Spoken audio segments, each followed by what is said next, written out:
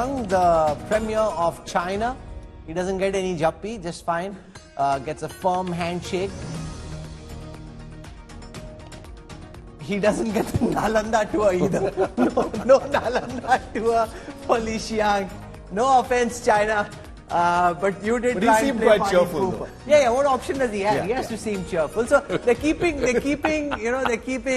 just the bare minimum going, which is fine. Both them and us I both. think perhaps the Chinese travelers who had come in the past. Their travelers have already seen Nalanda University. You don't need to show it. They know about it Yeah. of the past. No, but make no mistake, despite the bitterness there may be in our relationship with China right now, what they've achieved over the last few decades is indeed commendable. So you can't, it's not a basket case country. You can't dismiss them like you would Pakistan. It's a country that has worked very hard to reach where it has. And they've got problems of their own, make no mistake about that.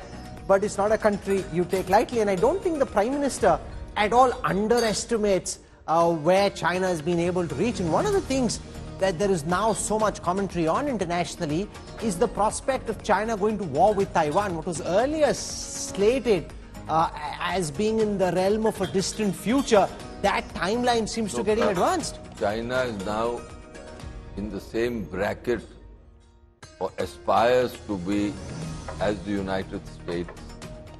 Its economy is 6 times ours, so we should be realistic. But what I'm reading increasingly is how, because the economy is in a tailspin, they could resort to military tactics to be able to get people's attention domestically away from the situation in the economy.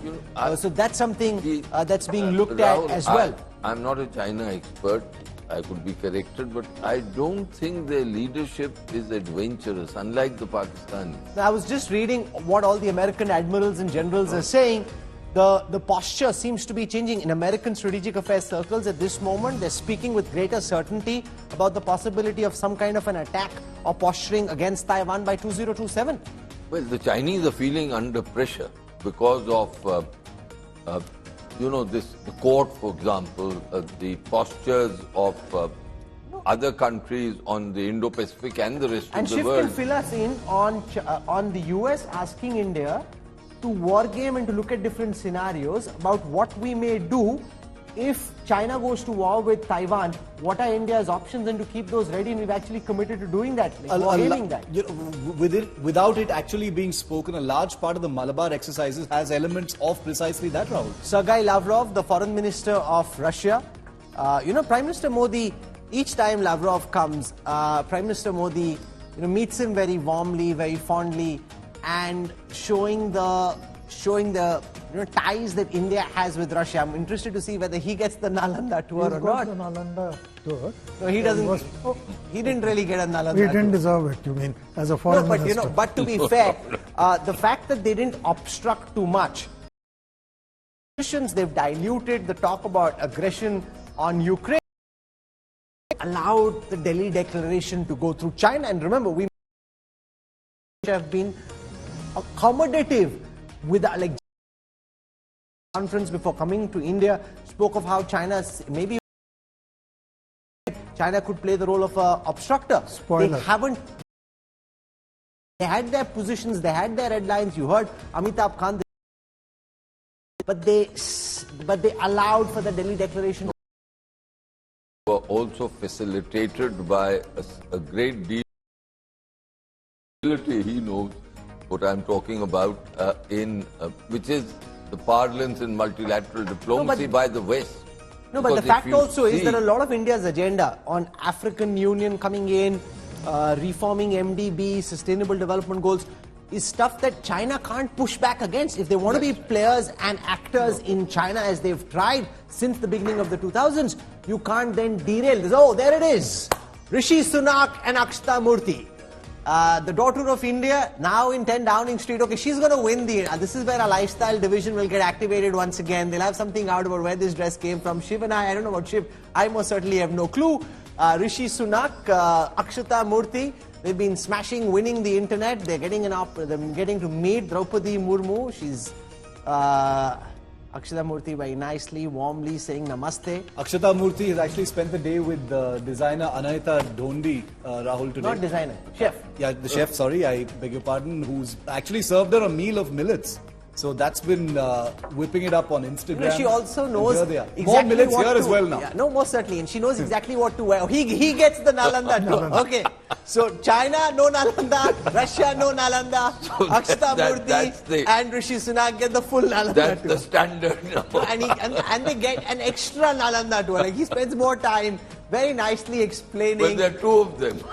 No, and you know, given that this is Akshata and Rishi, they may actually know a thing or two about Nalanda. She's Narayan Murthy's daughter. She'd most certainly know about Nalanda. Certainly, yes.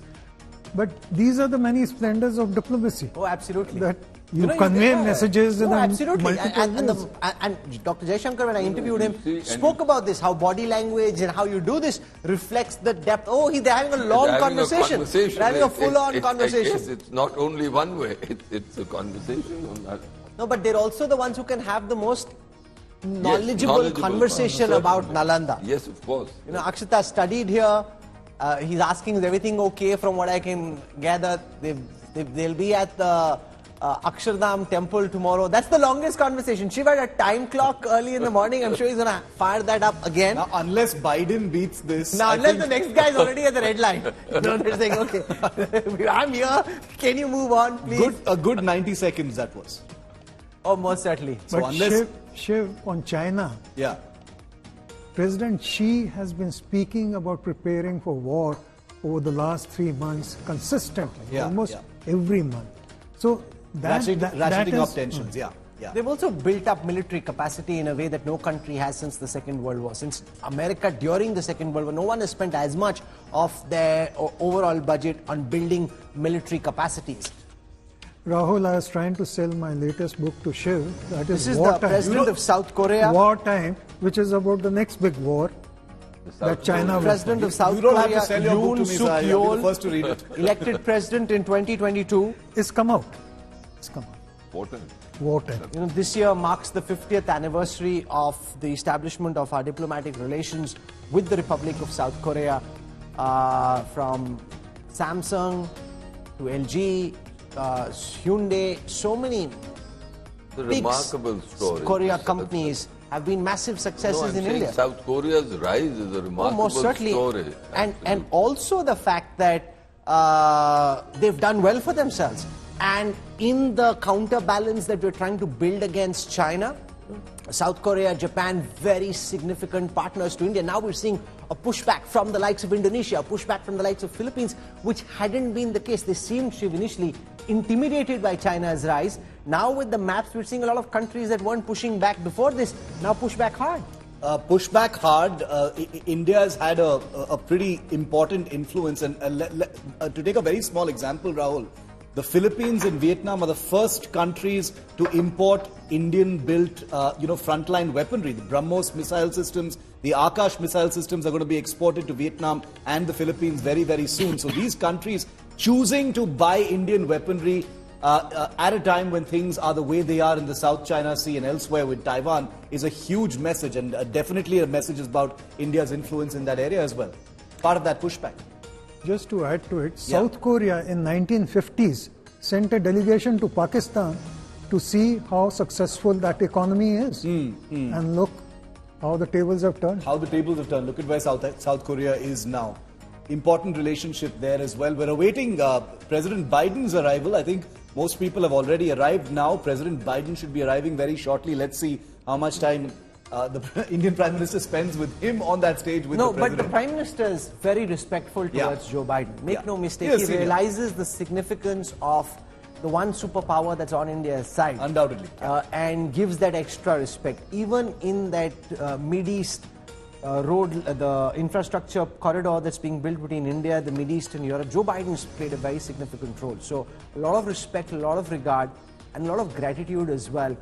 Because if China is wanting to step on India's tail, the United States is helping India build the capacity and trying to build up India as a player on the international stage. That is quite remarkable and quite noticeable.